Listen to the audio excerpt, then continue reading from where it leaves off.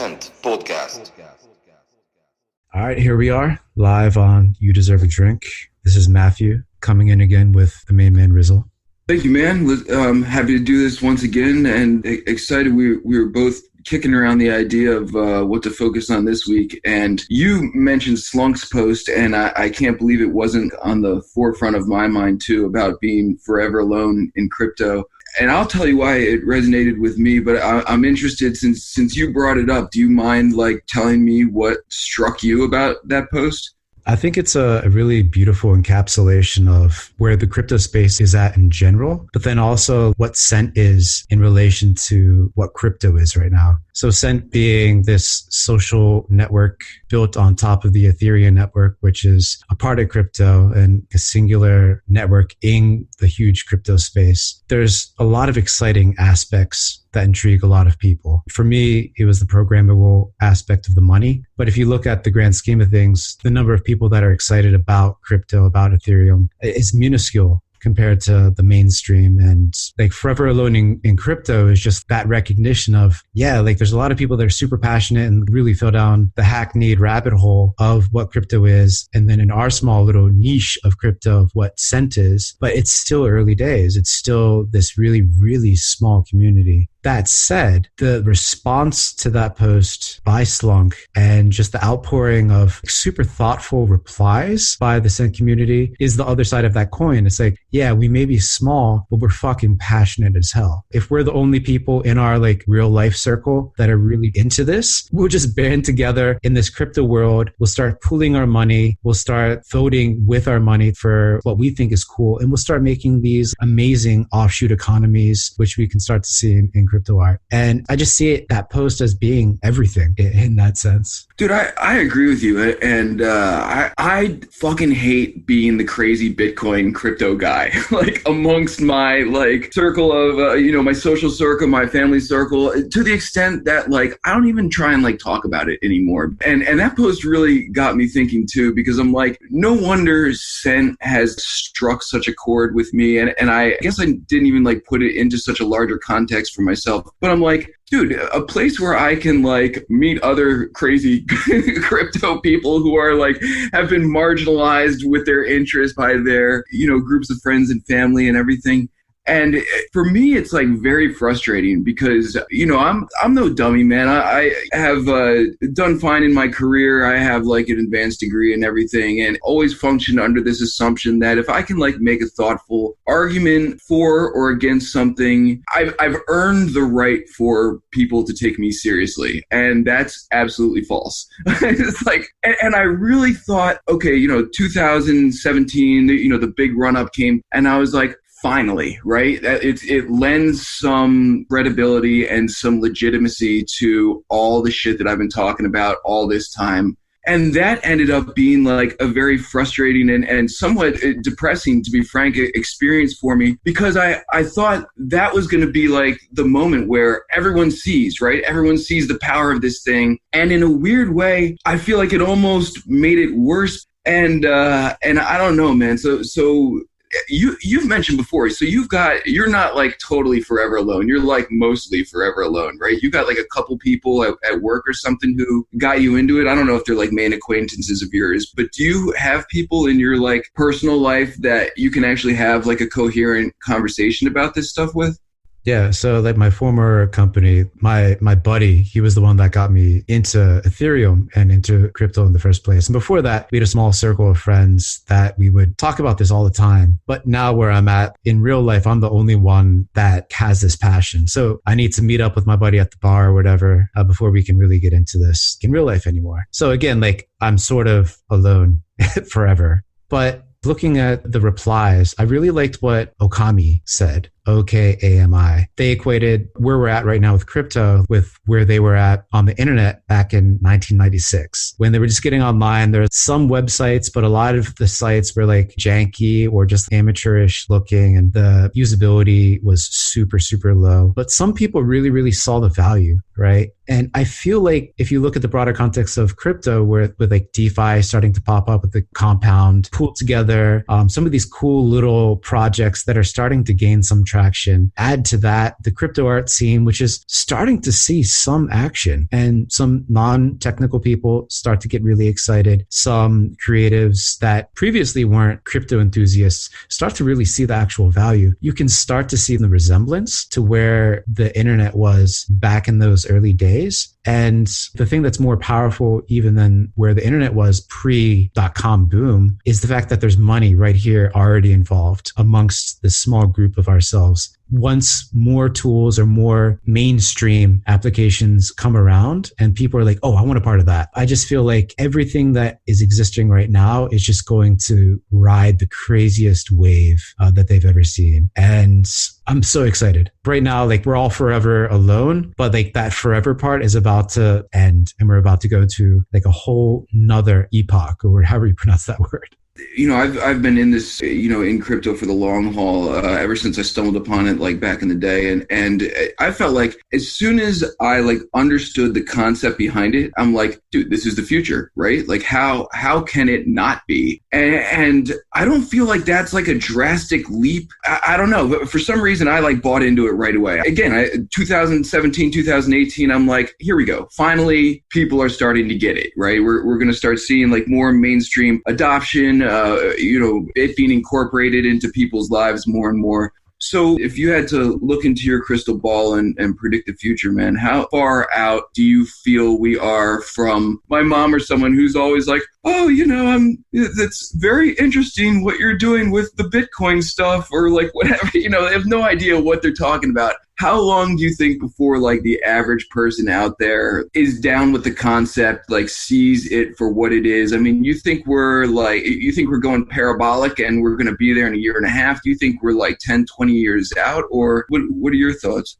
Again, I think we need to, because we're both Americans, right? I think we need to zoom out even a little further. I'm super bearish on Americans going crypto early. That'll be a harder sell shorter term. It'll take probably 5 to 10 years for mainstream America to really, really come around to this. I feel like the action will start to happen overseas. Asia is definitely a hotspot where that could happen relatively quickly, just because like in this part of the world, people are so used to the concept of digital goods and really spending money on things that are purely digital, that exist only in the digital realm. And since this part of the world already has been exposed to crypto from that 2017 bull run, there's just like a lot of exposure over here. A lot of people have crypto in their pocket that they just held on to because they kind of forgot about. If there's an application that comes around, or if there's something on Ethereum that really spins it in a way that they dig, I feel like that initial excitement over the speculative value they can build on that in a more healthy way. And I think other countries will have similar phenomena arise in the shorter term, like 3 years. I don't think it's something that's going to happen super quick. I feel like maybe crypto art is something that will start to appeal to a larger group of people than we have seen before. But still, it's not going to be that mainstream parabolic ascent to the moon yet. I still think there's a lot of technical issues, especially in the scaling side, that need to be solved before we really, really start to see a jump off. But that said, I feel like what we've experienced from the beginning of 2018 until now, that bear cave situation, I feel like we're about to come out of that. We're about to come out of hibernation, so to speak. We're going to start to see those steady gains, and there's going to be some experiments that begin to have traction. Again, like I mentioned, like pull together the lossless lottery. The practicality of the promise of crypto is starting to creep to the forefront, but we still have a long ways to go. Yeah, I agree with that. Again, thinking about Slunk's post and reading the comments on it and everything, I personally really feel like so much of anything catching on is like, at least these days, is community driven. Things start going viral. You're right. Before anything goes parabolic, there are like some scaling issues that, across the board cryptocurrency has to deal with. But, the Forever Alone post and the concept sort of struck a chord with me.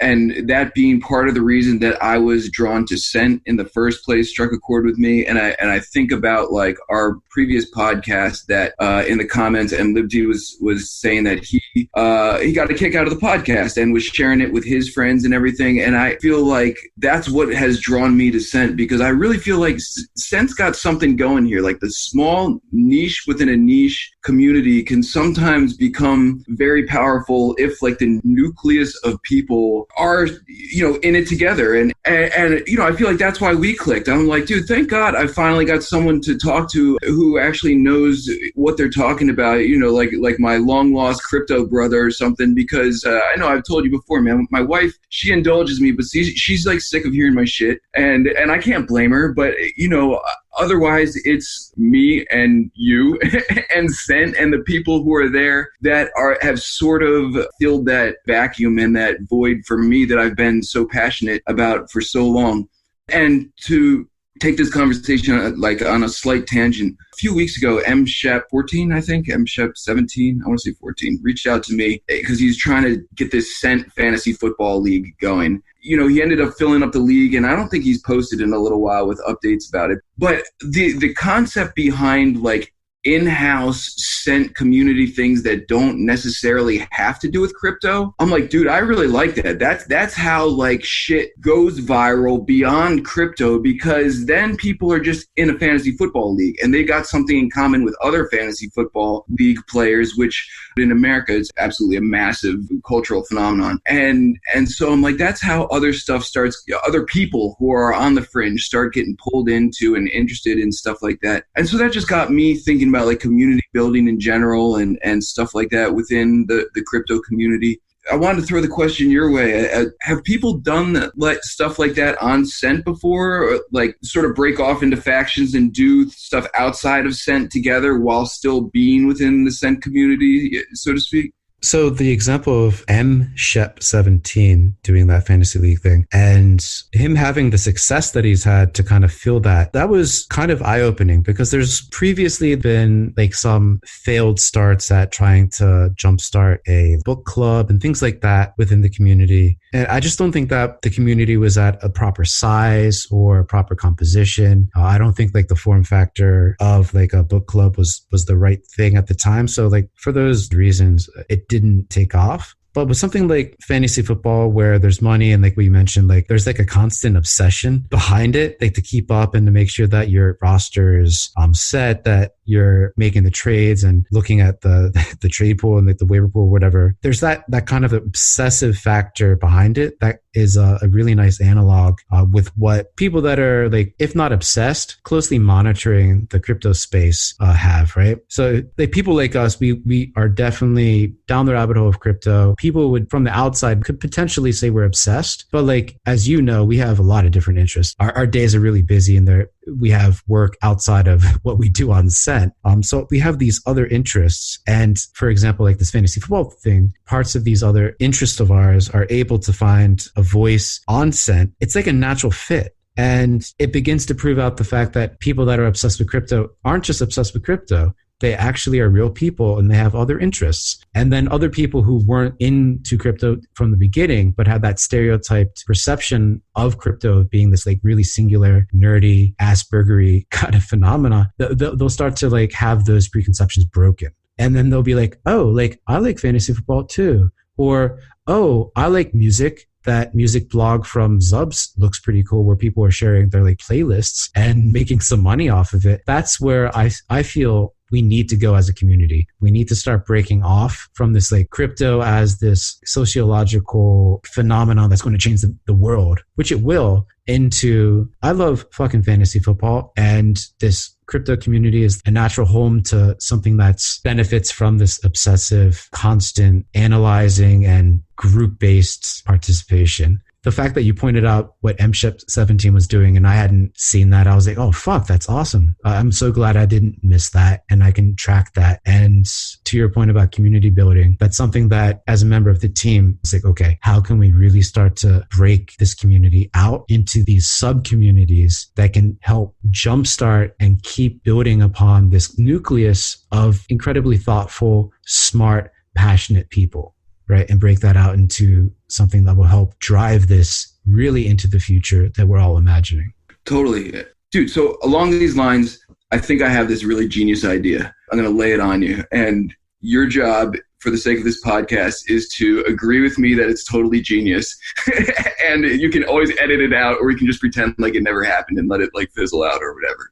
So I was thinking about community building, and I was like, dude, Cent should do a secret Santa, like amongst the community, but it should be all NFT crypto art driven. It would get a lot of our artists, putting up fresh materials so that people can purchase it and gift it to other people.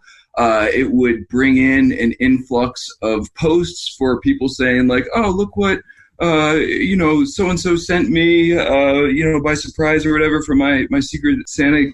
Could you explain what like the Secret Santa concept is before going on, just to refresh my memory, and then like anyone else that's not super familiar with Secret Santa? So Secret Santa is basically like a gift exchange, right? So everyone who decides they want to participate, volunteers, and then there's some ground rules to say like, okay, by Christmas or whatever the date is, everyone is going to purchase a surprise gift for the person that they get matched up with. So like I would get matched up with someone random within the community who also agrees to participate. And then they get assigned someone random. So no one knows who their Secret Santa is. And then they get a surprise NFT or piece of crypto art based on the, price line we set or whatever. And it's a huge thing within the Reddit community, which is what got me thinking along those lines anyway. But they do it old school where they actually get each other's mailing addresses and send someone like a physical gift. And I'm like, man, how great would it be in the crypto community to do this just straight crypto? We've got all the artists, all of the gifts out there to be purchased already within the house. I mean, how dope would it be if you didn't know who your Secret Santa was, but you got like a surprise piece of crypto art from Connie or from MLibD or from Love Art Hate or something. And then you get to make a post saying, I don't know who sent me this, but this is dope. Somebody give me a clue or something like that. So I don't know. The rules have to be like sort of fleshed out to cater it to our community. But I was thinking in terms of like actual like the community, I feel like it's a slam dunk. We've got everything like right here in front of us with the people who are interested, with the art that people are interested in. And then ready, the most genius / corny part of it all, instead of Secret Santa, we call it Secret Centa. Oh my God, dude, that's so corny. Centa. Right? Mic drop. Amazing holiday, in-house activity for the community here. I just really like the concept of the Cent community branching out and engaging in activities that are loosely crypto related, but also like encouraging others' personal interests and everything. And I was like, dude, it'd be cool to get a Christmas gift from someone random on Cent. So I really do feel like that's an awesome idea. That idea for sure has legs, and this community would for sure. I mean, I can't imagine like the sweet gifts others would give one another. Dude, that's awesome. I would never have thought about that, but the parallel with Reddit and like that portion of that community, that gift giving aspect, that was a real huge reason why such a large core of users have stuck around and helped make that site into the phenomenon that it is today, right? Right. And I feel like that's the opportunity that we have in the crypto space. I was thinking about what this community is in relation to Hacker News, which is another actually related sort of site, right? Yeah. And Paul Graham's behind that Y Combinator, Hacker News, and then Reddit was like in the first class or whatever of Y Combinator, which led to that beautiful community, those two beautiful communities. And I feel like we have the opportunity to do that in the crypto space. And when I say crypto, that's pretty much like a synonym for the world, like really the world. Like as we talked about before, it doesn't matter what language people speak over here. Everyone speaks funny. They're kind of like all on the same wavelength. Right. And that's all pretty much to say Merry Christmas, everyone. This is an amazing conversation that I think led to the beginning of a really interesting idea of how to build this community out and do something really special with the community. Before we go any further, we'll wrap things up right here. We'll pick this up again next week. But again, as always, a beautiful conversation, brother. I really like this. Always a pleasure, man. Likewise.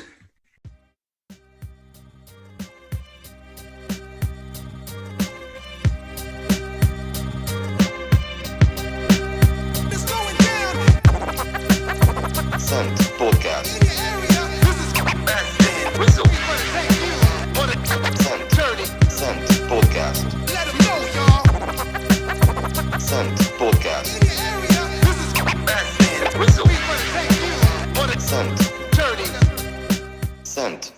Podcast.